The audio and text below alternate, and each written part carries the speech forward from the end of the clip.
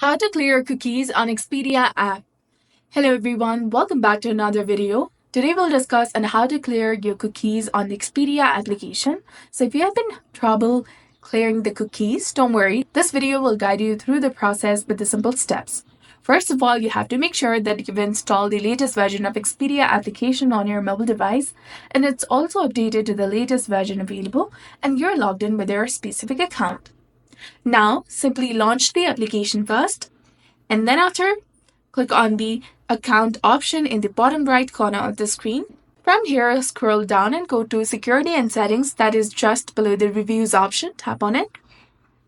Now again scroll down and you will see the option of Clear Search and Saved Data option. Simply tap on it to clear your search history and saved data, which will refresh the app and also clear the cookies. But please note that you will need to sign in again to book trips after this. So this was all about it. This is exactly how you can clear cookies on Expedia application. If you found this guide helpful, please consider leaving a like and subscribing to our channel. Thanks for watching. See you in the next one.